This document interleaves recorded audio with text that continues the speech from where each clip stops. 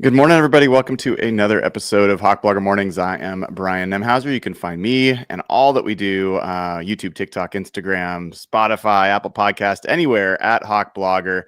And it's a Wednesday, which means we are previewing the Seahawks' next opponent, the Carolina Panthers, who are, at least for now, the Seahawks' final cross-country 10 a.m. game of the season. And we have Mike Kaye of the Charlotte Observer with us this morning to talk about this matchup. Mike, man, how are you doing? I'm doing well. Hopefully you can't hear my kid playing video games in the other room. Oh, man, it's winter break. Like, we've all got stuff going on. I won't share, my ER stories from last night or any of the fun stuff going on here. But you know what? Kids get home, they do crazy things. I think I saw behind you when you were moving your head. It looks like a sunny day over there in Carolina, yeah? Yeah, not too shabby. I think it's probably 50 something degrees out. It's been pretty good. The weather yesterday was terrific. The Panthers practiced inside their stadium with kind of like a walkthrough, and it's just a nice day out. Yeah, I think I saw that there's maybe a little bit of a chance of rain on Sunday, but going to be upwards of 70 degrees, at least as the current weather calls for. So be a little bit of a shock to the system for us in Seattle who are going to be coming out there. Be nice to be able to be outside and not shivering. But talk to us for a second about this Panthers team who has confounded just about every analyst out there who is dismissed Bryce Young. He's never going to be it. Now he's great. The team is going the wrong direction. Fire everybody to Dan Morgan should be executive of the year. Back and forth. What's going on with the Panthers this year? This team's impossible to figure out whether you cover them locally or you cover them nationally. It's just a matter of they'll have like a huge win and then a massive letdown, and then it's like, well, who are the real Carolina Panthers? And I think what's interesting is we've seen over the last 5 weeks, Bryce Young has probably had his best stretch of his career. He's thrown for 10 touchdowns and only 2 interceptions. He's completing 66.7% of his passes, which would be an exponential career high for him. And he's seemingly put it together. Dave Canales has kind of been wishy-washy as a play caller. It feels like he's still kind of figuring that out because obviously he's also the head coach and he's balancing all this stuff, but he's only been a play caller for 3 years. So he's still growing.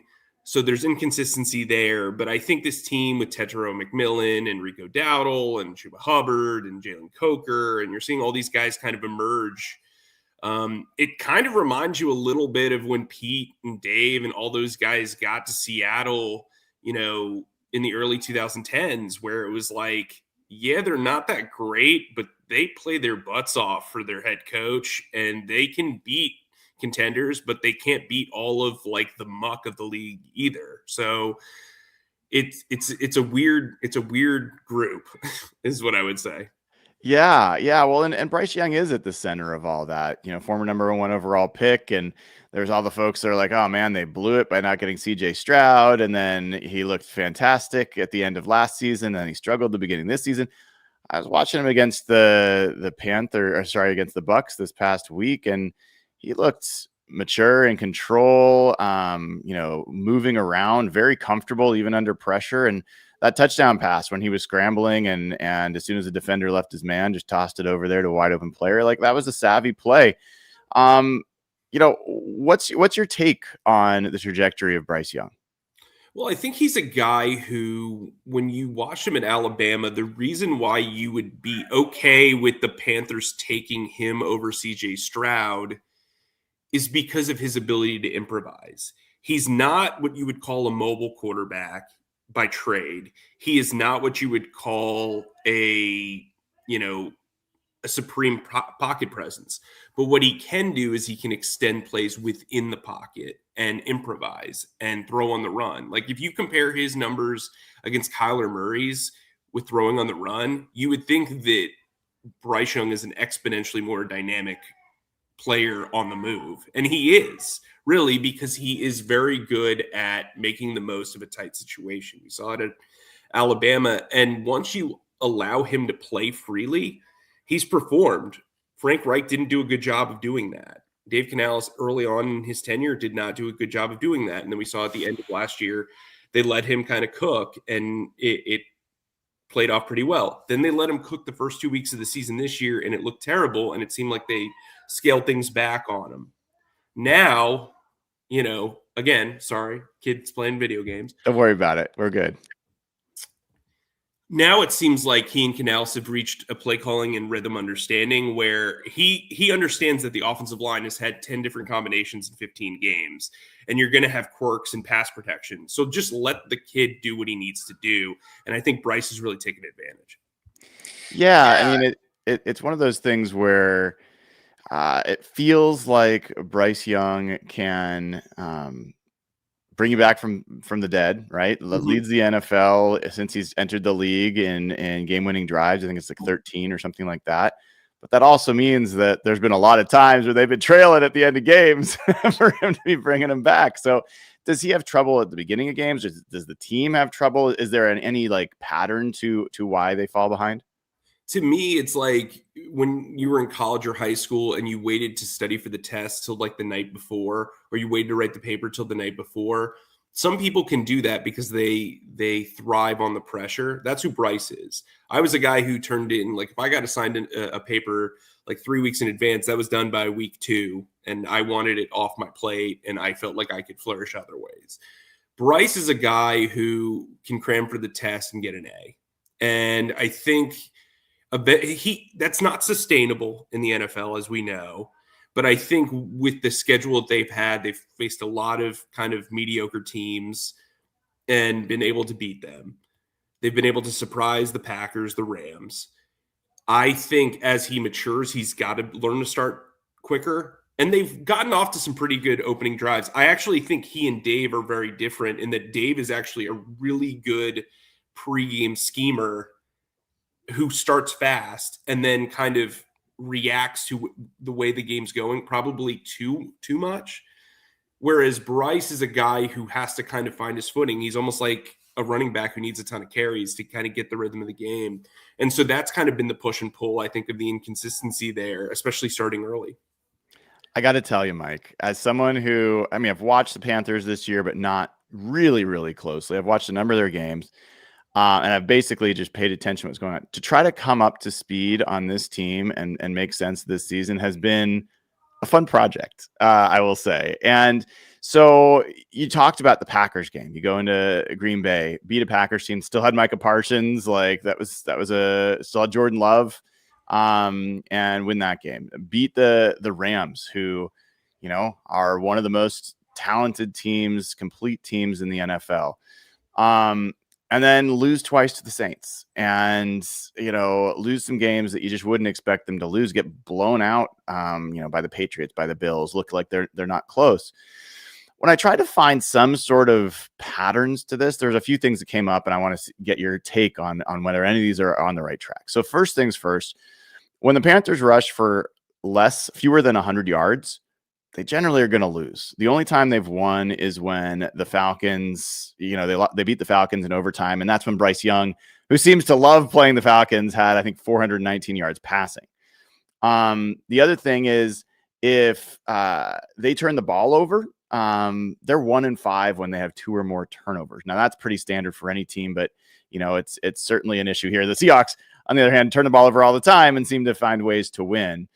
And then the other thing that kind of came up for me was when the Panthers have had trouble scoring, which shouldn't be a shock that that's a problem, but when they score fewer than 20 points, every loss that they have this season, they've scored fewer than 20 points, other than that bizarre game against the Cardinals when they scored 22, and there was some crazy, comeback at the end. So what of those, if any of those, stand out to you as potential patterns to pay attention to? I mean, they're all on point. When the running game doesn't work and the run defense doesn't work, they're going to lose. And that we saw that a lot in the first half of the season, especially before week 5 when they played the Dolphins.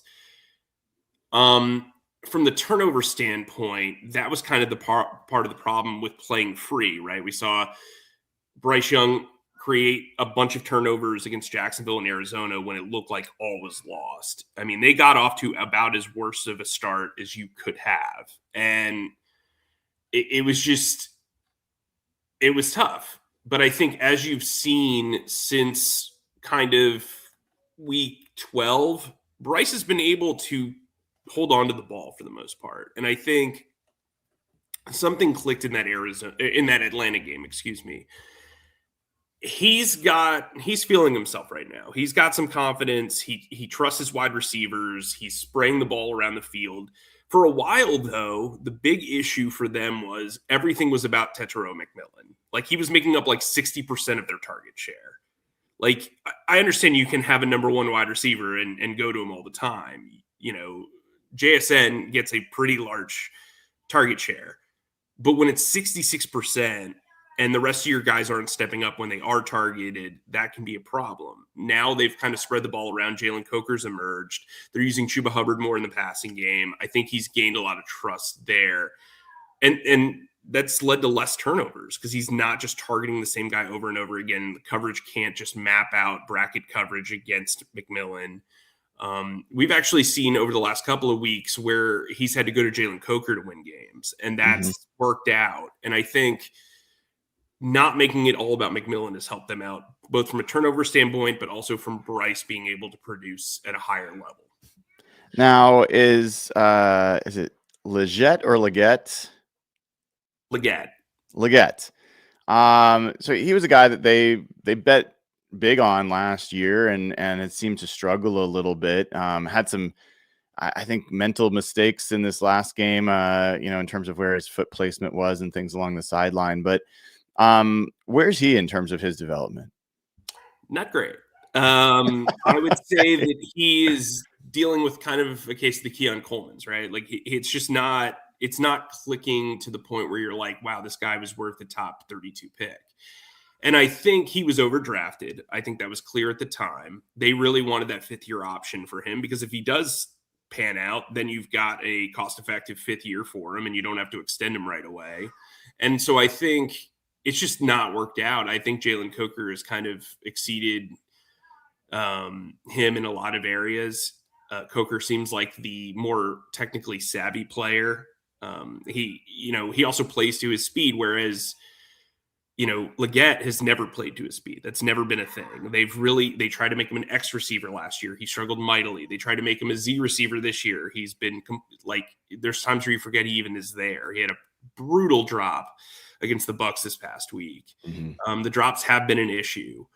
I think they thought that they could turn him into a Deebo Samuel-like gadget player. That hasn't really worked out either. So it's been kind of a struggle. And that's why McMillan's been such a blessing to this team, because for years they've spent high picks on wide receivers and none of them have panned out. Terrace Marshall, Jonathan Mingo, who has yet to score a touchdown even in Dallas.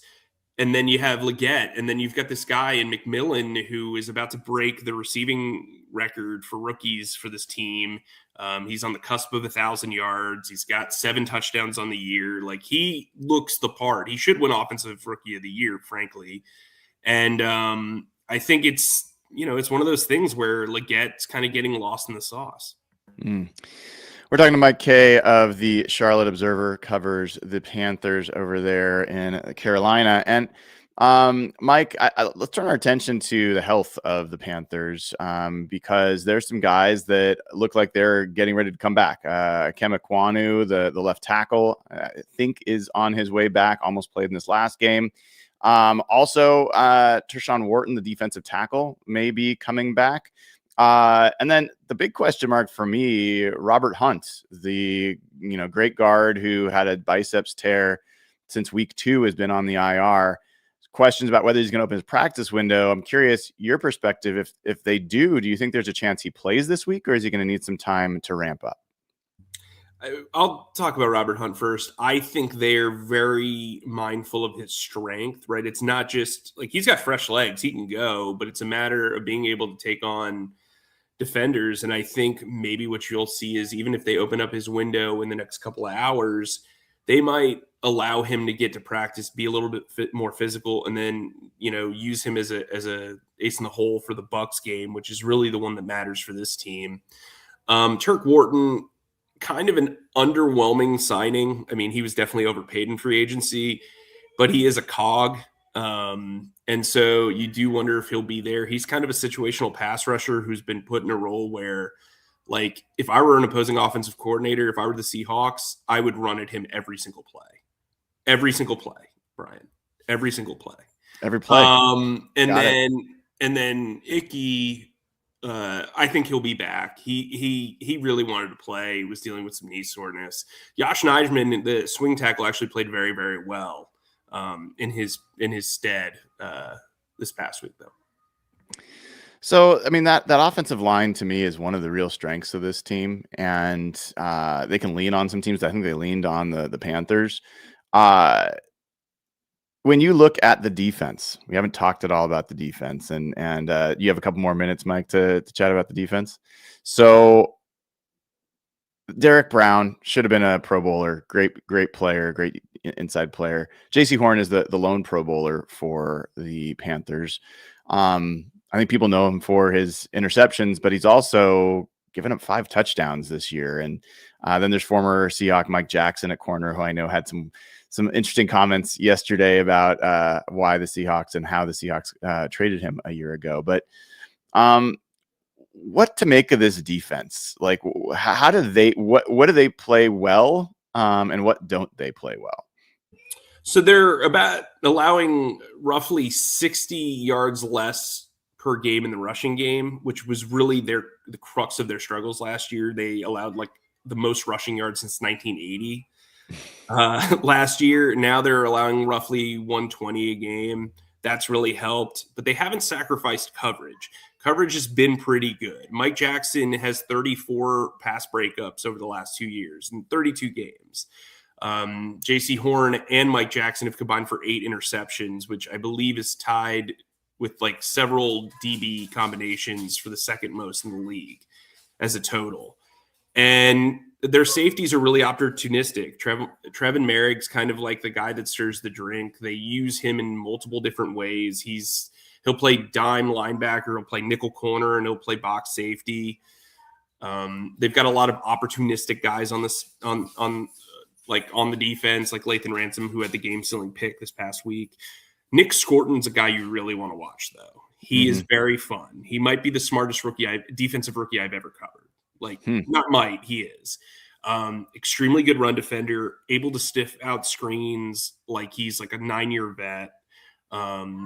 Just a very smart player. You'll notice him almost immediately. He's number 11. And then Derek Brown, like you said, has just been sensational. He leads the league in defensive line pass breakups. He's got a career-high 5 sacks. Probably should have 1 or 2 more, but kind of got, the stat guys kind of messed it up. And really that's like the breakdown of the team. But I think they're weak at linebacker. You can run at them. Kenneth Walker's kind of like the worst type of runner for them because they really struggle when guys get outside the tackle box.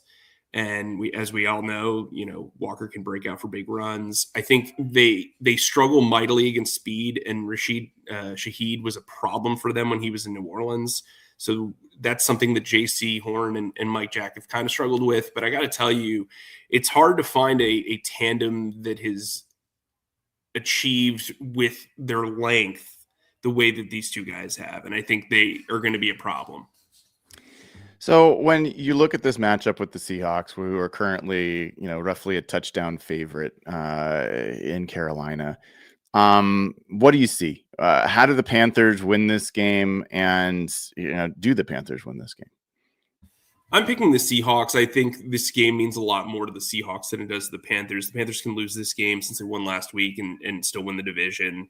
The only way that this game really is like truly meaningful is if the Dolphins somehow upset the Buccaneers, which I wouldn't trust them to do that. If that were to happen and the Panthers were to beat the Seahawks, they would claim the division. It'd be done. They could rest their starters next week. I don't see that happening, but what I would say is the number 3 seed is still open. If the Eagles lose out and the Panthers win out, they could get the number 3 seed. So that's their motivation. Then again, the NFC West is just like dynamite right now. You know what I mean? Like everybody's good. All three of those teams could be in the Super Bowl. And I just think the one thing that I would worry about if I were a Seahawks fan is Sam's tendency to turn the ball over.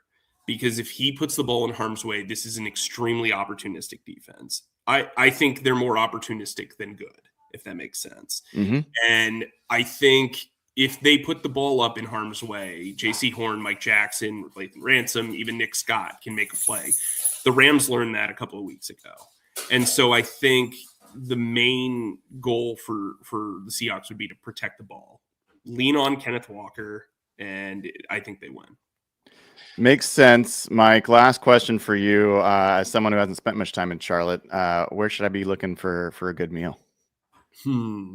That's a great question as somebody who hasn't spent a lot of time in Charlotte, mostly working. I'll give you that. That could be an offline question if you need to think about it. Yeah, I think the barbecue joints, City Barbecue is pretty good. We like that one, but that's a little bit out in the suburbs. So it just depends on where you're staying. But all right. Yeah. I will continue my search for where I will get a meal and report back to you. Mike Kaye of the Charlotte Observer, thank you so much for coming on. Have a great rest of your day. Thanks for having me. All right. That was Mike Kaye of the Charlotte Observer. Being a parent with kids at home during winter break, anyone who's got kids understands what's going on there. And appreciate him coming on anyway. In just a few minutes, we're going to have our second guest, Will Palaszczuk, will be joining us. And Will is another Panthers insider. I was actually on with Will yesterday. He is over there at WFNZ, the sports radio station there. So we'll have him on, get his perspective on the Panthers as well. I will be sharing with you guys stats, numbers, matchups, as we always do for First Look. Once we finish talking with Will, if you haven't given the show a like and click subscribe, now would be a fantastic time to do that. And, you know, it is the last day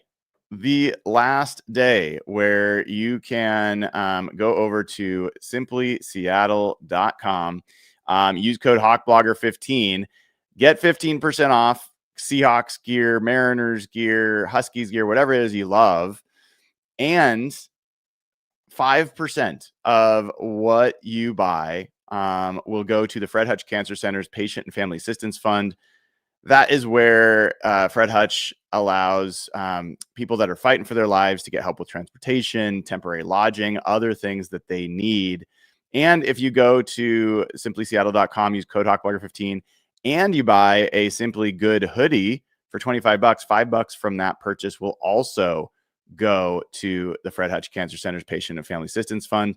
Those hoodies are normally $40. So they're already, you're going to get a great deal down to $25, and $5 goes to charity. So last day for it. Take advantage while you can. And then head on over to the Sleeper app, grab the Sleeper app, download the Sleeper app. And not only can you follow your fantasy football, you can follow NBA, NHL, whatever it is you love. And free $20, no deposit required. And first-time users also receive up to 100% deposit match, up to $100 if you use promo code HAWKS. Terms and conditions apply. So see Sleeper's terms of use for details. Currently operational in over 25 states. Check out Sleeper today. So I thought a lot of interesting stuff there from Mike. And when we're talking about these two teams, I think the play of Bryce Young is paramount. And then the Seahawks' ability to move the football on offense and put up points, because I'll go through some of the numbers and some of the matchups, but this is a Panthers team that does not rush the passer very well at all. Like literally dead last in the NFL in pressure rate. And if you put Sam Darnold in a situation where he's able to be comfortable in the pocket for the first time in feels like a month, 6 weeks, they've been facing a lot of, even from worse team, like bad teams, they've been facing some really good pressure teams like the Vikings and the Falcons. Even though they're not great teams, they're really good at getting to the quarterback. I just like the Seahawks' chances there if Sam Darnold's feeling comfortable, getting the ball to JSN, being able to take deep shots. You heard about from Mike that Rashid Shaheed has had some success against the Panthers over the years. And so we'll see how that shows up in this game. It would be fun to see Rashid Shaheed get his kind of first big game as a Seahawk, or big play down the field as a receiver for the Seahawks in this one. I'm going to do a quick look up here of Rashid Shaheed's game logs against the Carolina Panthers, and do a quick look here. So he last year, he went 3 catches for 73 yards and a touchdown. Let me see on that one. He had a 59-yard touchdown pass catch against the Panthers last year. He went 4 catches for 63 yards in the next game. This was actually 2023. And in that game, he had a 45-yard catch in that one. The 2024 one's interesting because that was with Clint Kubiak as the OC. Another game, so 2023, 3 catches, 34 yards, so not as big of a game. But he's had his last 2 games against the Panthers, he's put up some pretty big numbers and made some pretty big plays. So that was an interesting one from Mr. K. Let's welcome our next guest on to this show, Will Palaszczuk of WFNZ in Charlotte. Will, first of all, did I come close to getting the name right? You were very, very on the money, so that's good stuff, man. Appreciate it.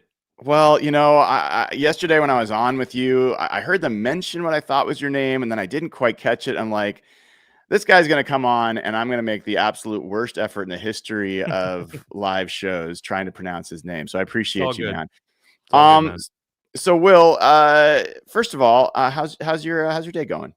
Things are going well. It's Christmas Eve. About to go make some bolognese for a lasagna that we'll bake tomorrow for Christmas Day. So very much looking forward to that. No radio today or tomorrow for us, but I'll be back on the air on Friday, getting ready for a big weekend game here in Charlotte. Well, I was just talking to Mike Kaye of the Charlotte Observer, and I was asking him where to get food in Charlotte. I think what I'm getting from this is I should find your house sometime when I enter Charlotte. That sounds fantastic. Yeah.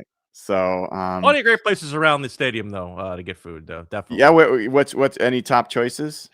Depends on what you're looking for. I mean, there's a great burger joint right down the street from the stadium called Cowboy Burger Bar. There's Mama Riccata's, which is a great Italian joint. Lots of great restaurants in the South End too. If you want just something simple like burgers, there's a great burger spot right by the stadium called Pinky's, which is awesome. So lots of great things. That sounds fantastic. I think I'm going to be pretty close to the stadium. So, sure. Will, for people that are trying to get their hands around this Panthers team, which is a challenge given what their heights and their lows of this season, what's your take on this team? If you have a beat on getting a handle on them, let me know how, because it has been literally the Jekyll and Hyde season for the Carolina Panthers, just based on the way that it started. I think there were games early on that I think we looked at with a very critical eye against teams that we didn't think were going to be as good as they are, like Jacksonville and New England. I still think the Arizona game is one that, if you want to talk about a missed opportunity, that's one you put very much in the heightened category. But again, I think they were still trying to find their identity. They were still trying to find themselves. And this is kind of what happens. This is year 2 of a rebuild, and it's not the first rebuild either. It's kind of the second or third shot at it. So you have guys who have come as like a melding from the two different regimes, the Scott Fitterer regime, which was here before Dan Morgan, of course, Scott with great roots up in Seattle. And while I loved Scott as a person, unfortunately, he was, I think, lambasted for the way some of those drafts went, particularly the giving up of all the draft picks to get Bryce Young for a pick that really up until really the middle part of last year didn't look like it had proven any and borne any fruit. Now, of course, you're seeing Bryce Young start to come into his own, and I think there was definitely a big shift when Dave Canales figured out, hey, the run game needs to be the identity of this team. I think he boasted it over the course of his 2 seasons, but has never really put it into practice like he has, particularly in that first Atlanta game. I think that was kind of where the light bulb kind of turned on for him and said, okay, we've got somebody in Rico Dowdle who can be a bell cow. Of course, Chuba Hubbard was injured during that time. When Chuba got back, he kind of struggled to get himself going as well because I think that calf injury was still maybe on the lingering pain feeling of that. And then once the run game started to get some confidence, then the passing game started to come around, and you saw Bryce Young really start to kind of show some of that aptitude that he said and saw during the second half of last season. The defense has been, I think, the one thing you look at and say, I don't want to say has been a constant because there have been some eye-opening games. The Buffalo game is one of them, and also when it comes down to it, the San Francisco game, while they did force some turnovers, they also had some unfortunate breakdowns in terms of where they broke down in that game. But the one thing is that defense last year was abjectly awful, like historically bad numbers for yardage allowed, points per game allowed, and they've simplified a lot of things. It's not perfect. I'm very critical at times of how much the scheme gives up between the 20s. But if you're going to play that Vic Fangio style, you have to be able to do a couple of things very, very well. You have to be able to get off the field when you can. You have to limit the touchdowns, turn 7s into 3s or 0s, and you have to take the football away. And they weren't doing any of those things last year in terms of being able to get off the field or force turnovers. They're one of the top turnover forcing teams now in the league. And it comes down to that part of it is now starting to kind of come around, and it didn't come around right away. Like the turnovers did not come necessarily a lot early, but they forced 3 against San Francisco. They had the pick 6 against Los Angeles. And so they're starting to become more of this. There was the Panther team of lore, the old Thieves Avenue team. I wouldn't say it's quite at that level yet, but they're starting to kind of show signs of that because turnovers have become very, very key for this team to get themselves to the point that they're at where they control their own destiny for the NFC South. Yeah, it's great stuff, Will. And I think one of my favorite kind of stories about the Panthers this season was I remember, I don't know how many weeks into the season, it kind of broke on social that these Panthers podcasters just were, they publicly just said, we're done. The Meow Mix guys. Yeah, we're done. We can't cover this team anymore. It's just we've got better things to do with our lives. And ironically, now you've got maybe one of the most competitive Panthers teams in a long time. Even the people that follow them really closely can't figure it out. They got blacklisted, by the way. They were told literally, like they tried to come back, and everyone was like, no, don't. Please don't. We're playing better now that you're gone. And we've got a lot of great local podcast groups that cover the Panthers, and in addition, of course, to our entity. I had not actually heard of them before this demonstrative walkout, as it were. So honestly, they've become more popular in absence than I think they ever were in practice. So I don't know if that was the catalyst. There's also the viral music sensation Carolina Mike, who has kind of taken at least the Panthers Twitter sphere and social media sphere by storm. He's performed actually at a couple of games. He's actually going to perform at the Seattle game as well. So during a timeout, somebody who, again, has got this really like catchy, heavily auto-tuned song, If I Had $150,000, and he like throws Monopoly money in the air. And he's, ironically enough, he's from Minnesota. He's a displaced Charlottean, but he lives in Minnesota, and he like took to the internet with this song that has become almost a little bit of a rallying cry. It's funny. All redemption stories and all ascent stories in sports seem to have an anthem that surrounds them, Mhm. and that one has definitely become the calling card, I think, for Panther fans as well. So That's it's been an hilarious. interesting year in the Panthers social media sphere. Well, you know what? What more can you ask for than interesting after years of just abject terror from that Mhm. team, week in, week out, and just a lot of things going wrong. You talk about Scott Fitterer, and then you got Dan Morgan, who's also of the John Schneider ilk, and Dave Canales, who is of the Pete Carroll lineage. And what's the kind of temperature on the leadership? Because that was also really tumultuous, not just the front office, but the ownership and what was going on there. That seemed like the ownership was more in the news than the team for a while. Yeah, I think there was a kind of shift in the way that they went about doing things when they hired Dan Morgan to that spot. They very much wanted to kind of take a hands-off approach and say, you know what, Dan's going to run the football. They hired a new president of business as well to run both the football team and the soccer team, which is also part of the Tepper Sports footprint as well. And I think that was kind of the really where it started to change. And Dan made the hire of Dave Canales, and it was very much a thing out there that the Panthers were the only team that Dave Canales spoke to, and it was a situation where, oh well, you hired basically the one guy who would take the job at this point. And I think there was an understanding that for somebody who only had 1 year as a coordinator at the professional level, even though he had a real celebrated career of developing quarterbacks and becoming the quarterback whisperer, both obviously in Seattle and in Tampa, it was probably going to be a learn on the job type situation for Dave. And I think there have been some parts of that. There are times with his play calling that it gets a little too cute. And one of the things too that I think he's part celebrated and part I would say ridiculed is his daringness. We've given him the name Double Down Dave. We also had Riverboat Ron back in the day, so it's a very apt thing that I think a lot of Panther fans have attached to in terms of his willingness to go for it on fourth down. They go for it on fourth down more than any team in the league, and by substance also have a higher success rate than any team in the league because of the breadth of the attempts. But at the same point in time, situations that he does it in, and then the plays that are called during those situations sometimes are heavy points of criticism. I go back to the New Orleans game when they went for it on fourth down. I didn't mind the call to go for it on fourth down. They were up, 7 points at the time. They had a chance to make it a 2-possession game with a field goal, and instead they end up they end up going and turning it into they end up not making it on fourth down, and as a result, New Orleans goes off and scores 2 possessions later, and it ends up proving out that they lose by 3. So maybe that game goes to overtime to kick the field goal there because it was a situation. It was in the fourth quarter, but that's part of his DNA. And I think also there are times where he's abandoned the run a little bit too much, which Mhm. is something that I think a lot of Panther fans have pointed to in games He where they apologized, want to right? The get San Bryce going. Francisco game. Yep, a couple of That's a times. pretty rare. That's a pretty rare occurrence, Will, for a coach to like say, "Hey, no, I blew that."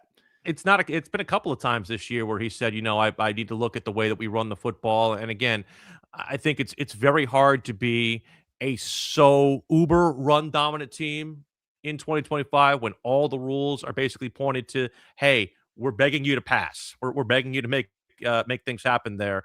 But from that perspective, it's definitely something where you look at it and say it has become part of their DNA. And I think when it comes down to it, he needs to kind of trust his gut a little bit when it comes to the way that he administers this football team. And I think again, he's gotten a lot better over the course of the season, which has definitely helped the Panthers. So, Will, when you look at the Seahawks, what do you see? I see a good football team. I mean, I love your head coach. I think he's very much stabilized the situation, and when it comes down to it, the big bet they made on Sam Darnold is paying off. And I love it for him because I think at the end of the 22 season, there was kind of this crossroads. Like, do you run it back with Sam? Do you try to go and get a quarterback? There was this air of kind of, okay, maybe you kind of continue the Steve Wilkes era and try to make that all kind of work over a balance of a full season. They made the hard right turn to Frank Reich and to Bryce Young, and it didn't initially work. And seeing where Sam went to San Francisco initially, then Minnesota, and now here in Seattle, it's been great to see. That defense has got it's giving Legion of Boom, to use the lexicon of our time, when it comes to the way they've played as well. And I think, too, it's a well-rounded football team. I know you mentioned when we had our conversation yesterday that that one thing you'd want to see better is a run game, which, again, it's something where if you're looking at this game from Panthers' perspective, it's not one where I look at and say favors Carolina, particularly with what they're good at defensively. They become a much better run defense team. The pass defense is kind of where they can be vulnerable, and especially because they don't travel JC Horn on the best receiver. And I know that, if you're thinking that JC is going to travel with JSN, it's not going to happen. He's going to basically play on the boundary and be a little bit they're going to put Mike Jack to the wide side of the field a lot of times. And it's going to be a situation where sometimes teams are able to, move their best receiver around and avoid JC Horn that way. And it's just not the way Giro Vero employs to play it. I think also, there's opportunities in the middle of the field, which can definitely be a big part of what Seattle wants to do as well. Based on the fact that, you've got some different options as well with Cooper Kupp as well. So from that perspective, this is an offense I think that's going to be able to score points against Carolina. Conversely, Carolina's been playing with a lot of confidence themselves. I think this could be a game where we see some points, Brian. I think it's not one where I look at and say, could be a defensively oriented game like the Indianapolis game for y'all. I think we could see, both teams in the 20s. I don't necessarily favor Carolina to win this game because I think I also, human nature kind of takes over in that sense, just based on the fact that we know that Week 18 is the one for all the marbles. I think I'm not saying it'd be crazy for Miami to beat Tampa Bay head-to-head, but, with Quinn Ewers at quarterback, I'm not giving a lot of hope in the Dolphins to do that. The only thing that I think would maybe give you a hope is that, Tampa comes out and is the team we've seen over the last 9 weeks where, they've dropped 7 of 9. Like it's Right. that's the thing that I think is most surprising to me is the fact that they've just been in such free fall. A lot of it tied to Baker Mayfield's injury, but at the same point in time, I still think they're good enough to beat Miami head to head to set up a winner-take-all matchup. Not that they won't put everything they need to into this game because Dave Canales has said all the right things. They're not going to scoreboard watch. They're not going to dictate their player personnel decision making based on the way the crossover result is going. But and I think, again, there's something to be said also for momentum. They've not played 2 back-to-back games well over the course of this season since like early in the year, and that's something that would be a nice thing to see. I think it's possible they play well and still not get the victory, but at the same point in time, this is a juggernaut coming in, and Seattle's got everything to play for in terms of seeding. It's not a game I'd favor Carolina in, but at the same point in time, I wouldn't be shocked if they also pulled the upset because of all the factors involved, and maybe they get a turnover or two, maybe they make things happen, and something that I brought up to you yesterday, they have been the giant killer. They've played up to a couple of these teams. They've beaten Green Bay. They've beaten the Los Angeles Rams. They beat the Cowboys earlier in the year, which is looking like a better victory. I know that the Dallas has very much been up and down EKG like as well themselves. But at the same point in time, they've definitely got some skins on the wall that have made you look like, hey, you know what? They're not just beating up on patsies. All right, last thing here for Will Palaszczuk from WFNZ over there in Charlotte. So, Will, if the Panthers do win this game, how will that happen? What will have to happen for that to be the outcome?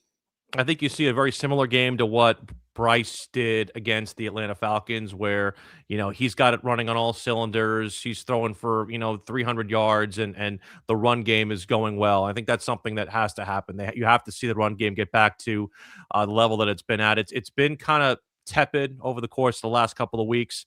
They did run for 100 yards, but it was more of a collective 100 yards. There wasn't one particular guy who was that part of it. But I think you need to see a major offensive output. I don't think Carolina wins this game in like a defensive struggle. I think they're going to have to be able to score points with Seattle because I think it's going to be very similar to the Falcon game or the Ram game where you see Bryce Young come out and throw a couple of touchdown passes. You see them, obviously force turnovers. And I think the other thing, too, is they have to be able to make Sam Darnold uncomfortable. And that's, if you want to talk about a big Achilles heel for this Panthers team this season, pass rush has been a significant downgrade. And that's something that wasn't even a big part of last year. I think Jadeveon Clowney was their leading sack getter last year, and it was something around like 5.5, 6.5 sacks. It was not high. So from that perspective, it's a situation where if you're Carolina, you've got to figure out different ways to get pressure on the quarterback. Ejiro Evero loves to scheme up these, these middle blitzes, these backside blitzes, particularly with the corner. Sometimes they'll throw a missile blitz in with Trevon Mayrig. They have to time those properly and get Sam off his mark. Otherwise, if you're gonna drop 7, drop 8, and let Sam Darnold throw the football, it's going to be a long day for the Panther defense. So they have to figure out how to disrupt Sam Darnold. They have to figure out how to get some offensive momentum and obviously keep pace with what Seattle can do offensively. Will, great stuff. Appreciate you. Will you be in the press box there on Sunday? Normally I would be, but I tell my wife every year I like to take her to one game a year. So I'm actually going to be in the stands with the fans on Sunday. So I'll be downstairs hooting and hollering for at least 3.5 quarters before I go and do our post-game show across the street at the WFNZ Doghouse just across from the stadium. Well, I hope the rain holds off and you get the nice 70-degree weather that might be happening. But either way, appreciate your time, and we'll talk again soon. Thank you, Brian. Merry Christmas. All right, that is Will Palaszczuk of WFNZ in Charlotte. Good stuff from Will, and you can hear it from both Will and Mike. They're not expecting the Panthers to pull off this win, but they also acknowledge that nobody knows what's going on with this Panthers team, and they've done it in crazier situations before. I think it's also pretty interesting the notion that from a human nature standpoint, both Mike and Will mentioned that Panthers really just know this game probably isn't going to matter as much. And even if they're saying all the right things, their mind's going to be on week 18 down in Tampa Bay. So that's actually, of all the things we talked about with those guys, that's probably the thing that's most meaningful to me, is that if you can have that intangible edge, because that's honestly one of the only things I think the Panthers could have an edge in, is that the Seahawks are coming off a game against the Rams that was a super heated, emotional division game. And then you're going to have another division game on the road next week against the 49ers. This is the one where it's like, man, are the Seahawks going to be able to bring their absolute best to Carolina for a 10 a.m., another 10 a.m. East Coast game? Yes, Mike Macdonald has never lost a 10 a.m. road game as head coach, but that doesn't mean that they're simple or easy to do. So I'm really curious about how both teams come out of the gates in this one. And the other thing that I think kind of stands out to me, and we'll go through the numbers here in a second, is something that Will said at the very end. If I'm the Panthers, I don't bet that all of a sudden I'm going to be able to get a pass rush. I actually say, you know what? I'm going to lean into this. We suck at getting to the passer. So what I'm going to do is I'm going to drop 7, and I'm going to make life really difficult on Sam Darnold. We're going to try to get some turnovers. We're going to try to get him to make a decision that, he's made too many times this year. And by the way, the Panthers play the least amount of man coverage in the entire NFL, or flip it around. They play more zone coverage than any team in the NFL. That means that generally you're not going to be getting a lot of disguises in this. It's not like they're switching, and making it hard. That I think is in favor of Sam Darnold. But that might be their best bet, is just to have as many guys in coverage as possible, make the zone windows as narrow as possible, and see if maybe you can, dare the Seahawks to throw into like that type of coverage and hope that they don't run the football with Ken Walker. Like that might be their best bet. And then offensively, it's probably, it's some simple things. It's, can they get the run game going against the Seahawks defense? And can they get Bryce Young out into space and creating and being a little bit of that savvy, resourceful, mover outside the pocket who can make some smart plays. And that's what he looked like against Tampa Bay. Even though his numbers weren't huge, he was super efficient and made almost all good decisions there. So yeah, interesting stuff there. Let's get into the numbers. If you haven't already given the show a like and click subscribe, please do. Let me get to super chats before I get to numbers. Super Sauce XL says, Ever and Dalo or Cali Soul are great places to eat in Charlotte. Azul Tacos or Soul Food are also solid and closer to the same. Well, I appreciate that, man. Jay Malfair says, why is John Schneider not executive of the year? Well, the technical reason is because they haven't voted for it yet. It happens after the season. But, with Sam Darnold making the Pro Bowl this year, that means John Schneider's done something that almost nobody's done even once as a GM. He's done it twice, traded away a former Pro Bowl quarterback, got a bunch, you got trade value in return, saw that quarterback that he traded away have a massive drop off. Then the quarterback that you replace him with immediately makes the Pro Bowl. Like, that just doesn't happen. And he's done it twice. So that move alone, I think, is executive of the year material, not to mention all the other things that John's done. Mike Prescott says, I read the ultimate results we're rooting for is a tie in the San Francisco-Chicago game. Since that is unlikely, who are we really rooting for? It's interesting. I haven't actually done the tie scenario, but that's a fun one. So I am generally rooting for the Bears because I always want the 49ers to lose. That's kind of my simple view. I think that the Seahawks are in a position where it's not about rooting for other teams. It's about rooting for the Seahawks and making sure the Seahawks play their best ball, because they just have to win their 2 games and then they get exactly what they want. There's nothing more that they can get than the top seed. And the only thing that has to happen for them to get the top seed is to win their last 2 games. If they lose either of the last 2 games, they're not going to get the top seed. There are scenarios where they could, but it's not going to happen. So win the next 2. That's it. Now, to give you a little bit more, the Bears winning would eliminate the 49ers from the number 1 seed conversation. What that could do is, it's possible that Kyle Shanahan, given all the injuries that they faced and all that's gone on, he may choose to say, I don't really care whether we're maybe we have a chance to get to the 4th seed or whatever. Not the 4th seed. It would be like the 5th seed versus the 6th seed. And maybe he's just like, I don't really care. We're going to rest some guys, so we're as healthy as possible going into the playoffs. So that could be a benefit if the Bears win. If the 49ers win against the Bears, then the Rams are eliminated from the number 1 seed and from the division. So, that's why I'm like, yeah, whatever. The Seahawks are going to have to go out and take care of business no matter what anyone else does. Let's just watch them do that. And be thankful that we don't have to scoreboard watch, really, other than, I hate the 49ers and I want them to lose all the time. So I'm going to always just root for them to lose. Okay, let's get into the numbers. And we'll start with DVOA.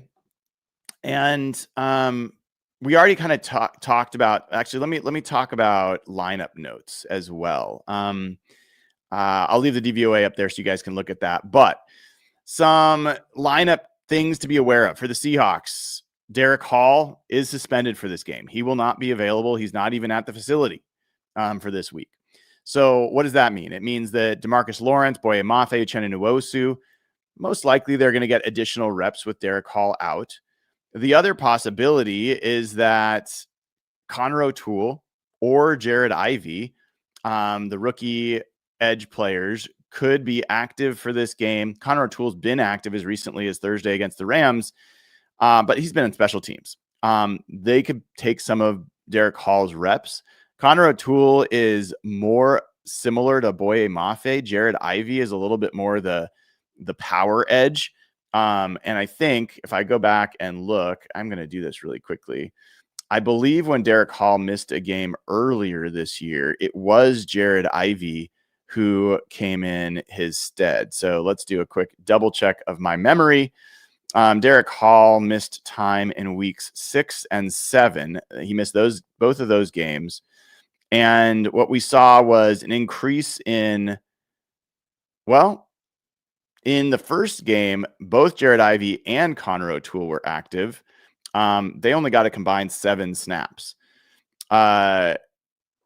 Generally what we saw, Mike Morris got some extra snaps with that going on.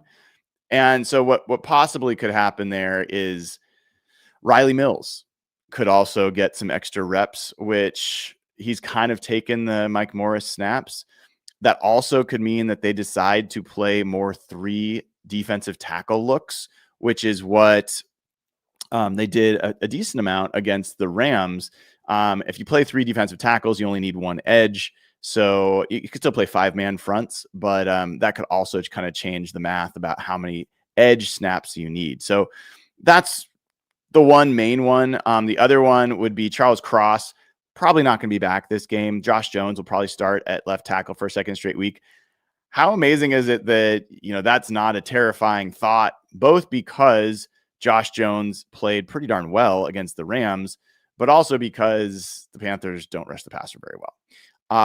Then safety Kobe Bryant, unlikely to play in this game. So that would probably mean Ty Okada is back in the lineup next to Julian Love, assuming that there's no other injuries there going on that we'll find out about later today. So that's the Seattle lineup notes. From a Carolina perspective, as we said before, they'll get their left tackle, Ikem Ekwonu, back. They also may get back Tershawn Wharton, the defensive tackle. And then the Robert Hunt thing, that was actually of note to me in the conversation with Mike Kaye, because he would be a huge benefit, a huge boost for that offensive line if he was back. And the fact that it sounds like he probably won't be back this week is, I guess, good news for the Seahawks, and maybe good news for the Panthers that he'll be ready maybe next week against the Bucs. All right, so this is looking at DVOA, and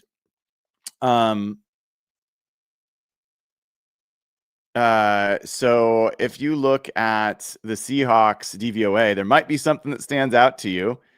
They have slid to number 2 in DVOA. I had tweeted out on Monday they were number 1, which was true, but the Rams and the Seahawks are so close. The margin is so razor thin that the 49ers beaten up like they did on the Colts actually improved the Rams DVOA numbers because they beat the 49ers. DVOA, the OA stands for opponent adjusted. So as the 49ers team strength improved, the Rams win over the 49ers, had more value. So now the Rams are number 1 by a hair over the Seahawks on DVOA. But I think it's essentially those two teams are equivalent.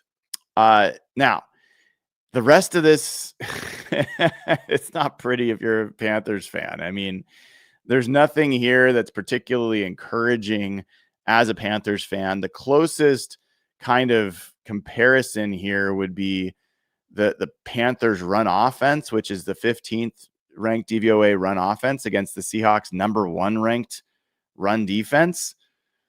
Similarly, the Panthers 25th ranked run defense goes up against the 18th ranked Seahawks run offense.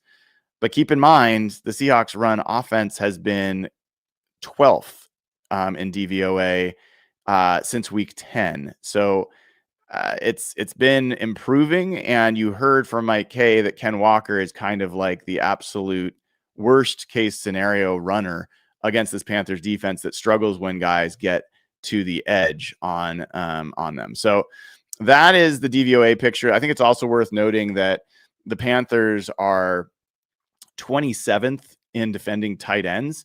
Seahawks have faced a lot of teams that are pretty good at defending tight ends.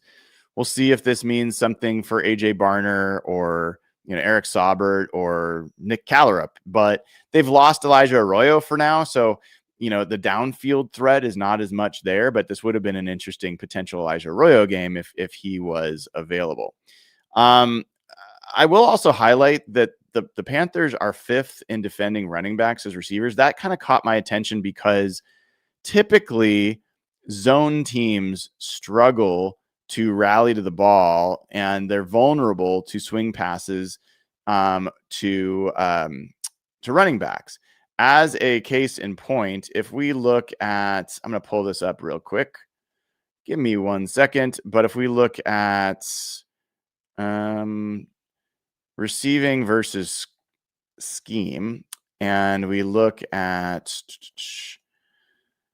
Ken Walker, and we just look at the Seahawks in general, I'm pretty sure I looked at this earlier in the year, and Ken Walker was significantly better against zone than against man.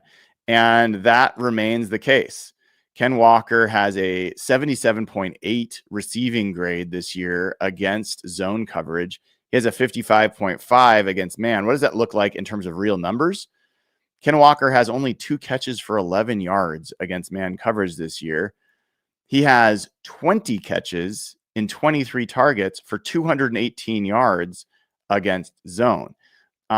So this could be something that shows up and is at least worth kind of paying attention to. I'd also call out, as far as other guys on the Seahawks that really excel against zone, JSN, of course, very good. Derek Young has actually done pretty well against zone coverage this year. And then AJ Barner has been pretty much good against man or zone.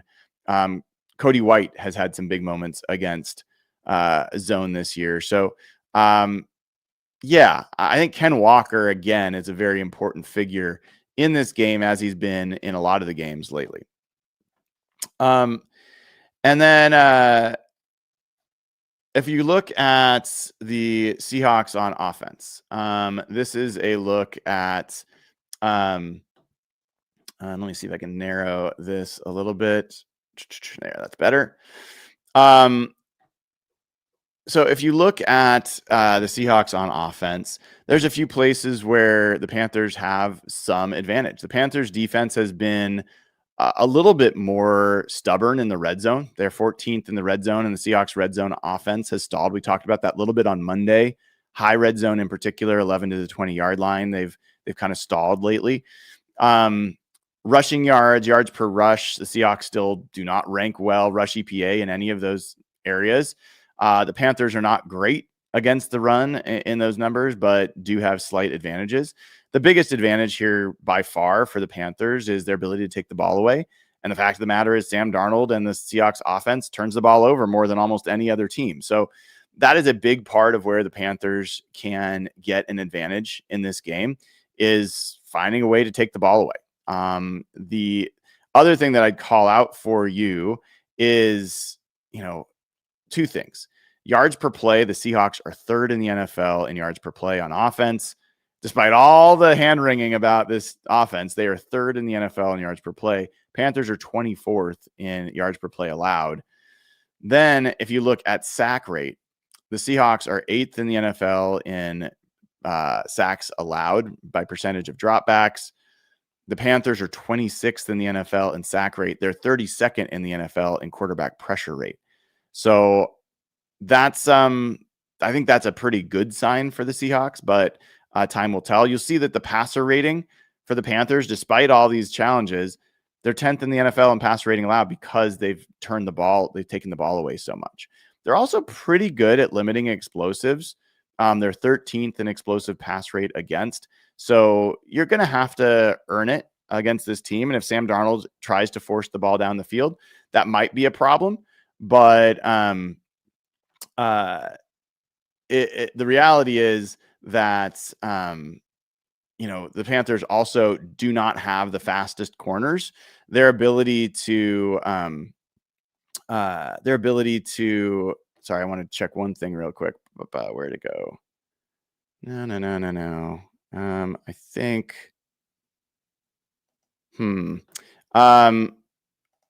yeah, I'm looking for something here and couldn't find it. Anyway, so I think the Seahawks' ability to get the receivers deep is one thing, and the ability to kind of dissect zones is another.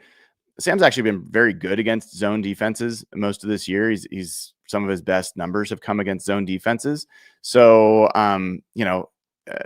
we'll see. We will see how that translates in terms of this game. All right. Next, we go down. I will just say, player-wise, the guys that kind of stand out to me in looking at the Panthers defense, Derek Brown is a game wrecker on the inside of a line. JC Horn, Mike Jackson are both playmakers at corner. They do give up quite a bit. JC Horn's given up 5 touchdown passes. Mike Jackson's given up 3. JC Horn, for as good of a player as he is, has struggled at times this year. So I think those are still guys that can make plays. I would also point out that Nick Skorton, the rookie, I think is having a nice year. We heard from Mike Kaye about how smart he is. The other thing that kind of jumped out to me is that if you look at their linebackers, whether it's Christian Rosenboom or Trevin Wallace or whoever else, they really struggle in coverage. So there's a lot of room in the middle it's a weak middle for that Panthers defense.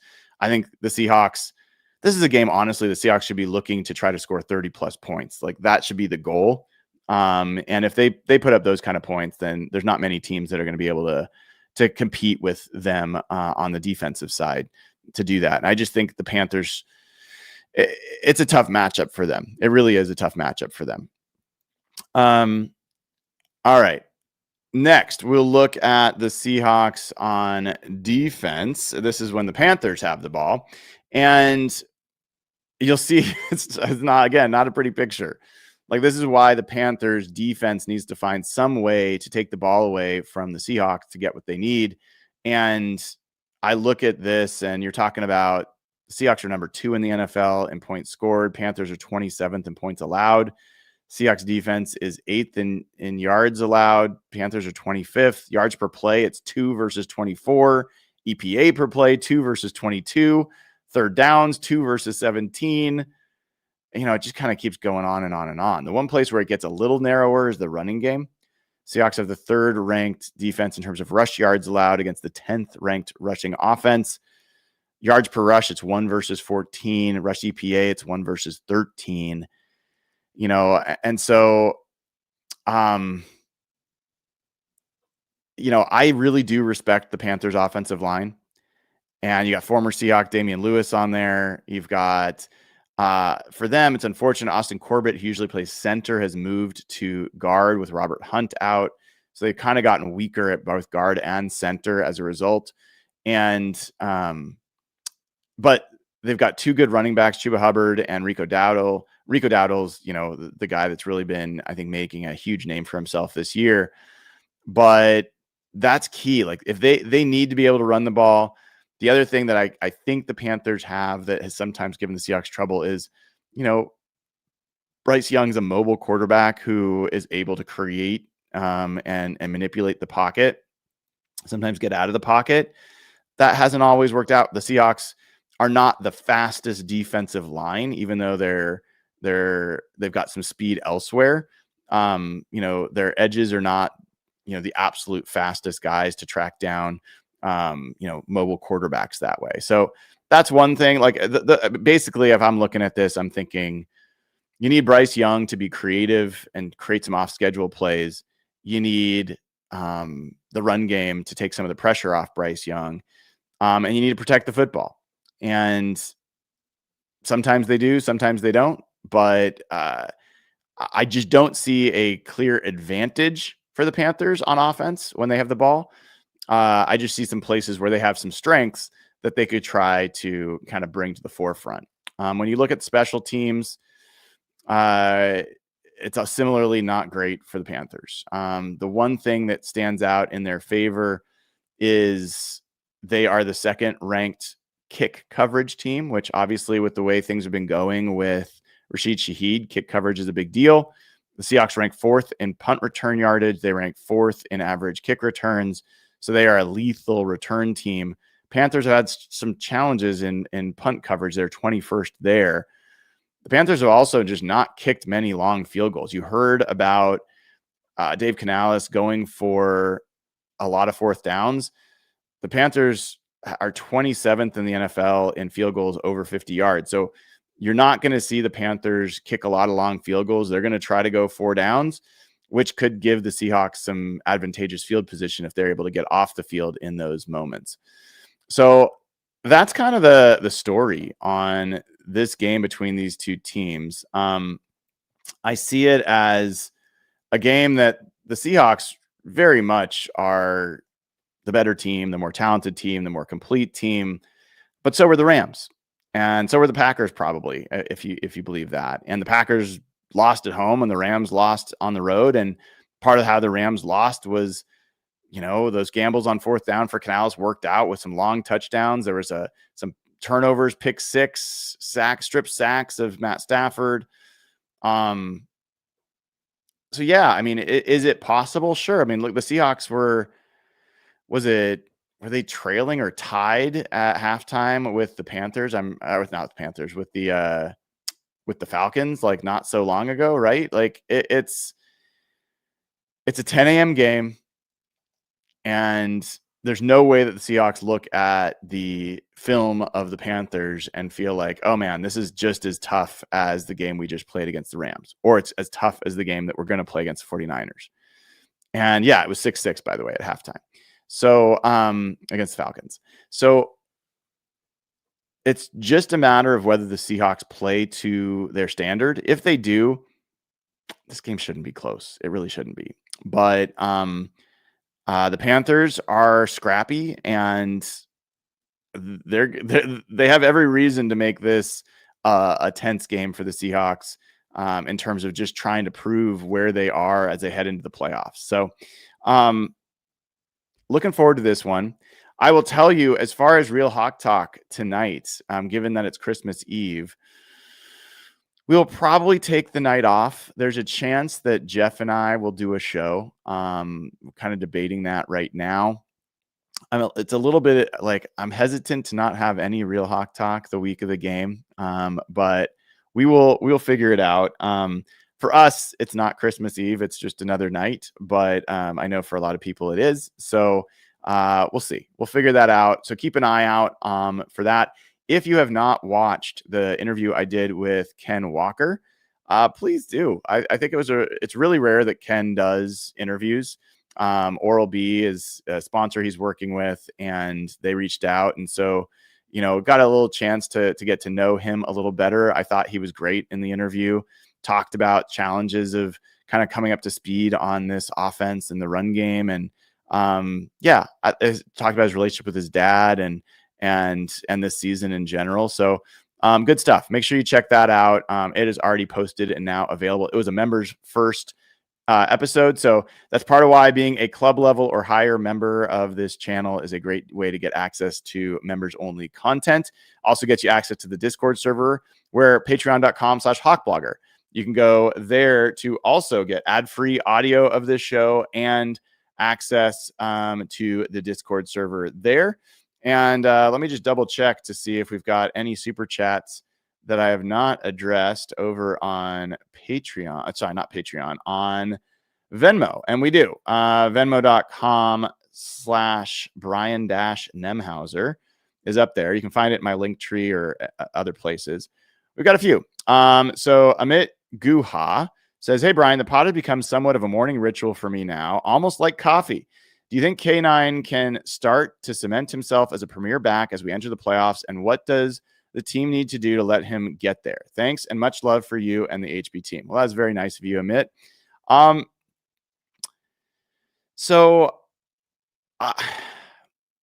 I think he can cement himself as a premier back?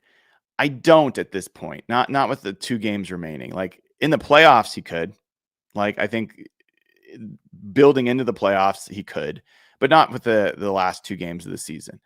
I do feel like there's something there. And while it's been frustrating, even against the Colts, it was like, man, he's getting these ankle tackles that are keeping him.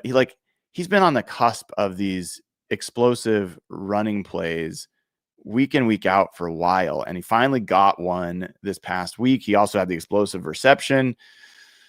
I'm just a big believer in what he adds to this offense. And I think that it does feel like, if you listen to the interview, he talked about that it's been a process for him to get comfortable with this particular style of run game. And he's starting to feel like he's getting it. So I'm hopeful. I am. Theo McDonald says, hello, young fan here. I have a question. I've been to 5 games. 2022 Giants versus Seahawks. They won that one. 2023 Eagles versus Seahawks, the lock legacy win. This year, Texans, Vikings, Rams. My voice is still recovering. So I'm undefeated. So use all of my money to go to every game or save Juju for the championship. Man, I don't know. I'll say this, like, playoff games are special. First playoff home game in a while will be very special if the Seahawks are able to make that happen. I'm certainly looking forward to being in the stands for that game. And I'll tell you, championship home games, they are something to behold. Every single one that's been in Seattle has been a core memory. First time again, 2005 against the Panthers. The stadium has never been louder. It will never be louder than it was. It was insane. If they were measuring decibels, it would have been like 150. Like the record's like 134 or something, and it was unreal. And then obviously the 49ers championship game, and then the Packers, like, those games are unbelievable. And it's very possible that this first game in the playoffs could be against the Rams, could be against the 49ers. Like, buckle up. It's going to be a ride. So I don't have an answer for you. I wish you the best in making that decision. Nathaniel Robertson says, Merry Christmas, go Hawks. Well, I appreciate the thought. I don't celebrate Christmas, but I appreciate the thought. Merry Christmas to those that do. Travis Hoffkamp says, love the analytics on the show. Sorry, let me clear my throat. All right. Love the analytics on the show. Have you seen a correlation between points scored based off of the percentage number of play action plays ran per game for the Hawks? I've not done play action correlation for the Seahawks. I did see the Seahawks rank around 13th in play action rate in the NFL. And one of the things I was wondering about with Clint Kubiak is, even though he comes from this tree of Kubiak's and Shanahan style offenses that do a lot of play action, he had ranked like 19th or 20th or less in both Minnesota and New Orleans when he was their OCs. So I was like, what's with this guy not doing play action? And the first game of the season did not play action other than one time. And it sounds like Mike Macdonald, had a meeting of the minds, and that's been remedied because they've been a heavy play action team since then. And, it's certainly been a big part of the Seahawks offense. All right. That will do it for this episode. Make sure you give it a like, click subscribe. Have a wonderful Christmas Eve if you celebrate it with your family, with your loved ones, your friends, whoever you do it with. Hopefully, whatever you want is under the tree. I think what we all want is some more Seahawks wins. And we'll either be back with you tonight, whether or not folks attend, or I haven't decided what. I might take the day off tomorrow. We'll kind of figure that out. The Seahawks are taking the day off tomorrow. I will be at the VMAC today as they have practice, and we'll get the practice report and all that good stuff. For everyone who's been with us today, have a great day. Appreciate you, and take care.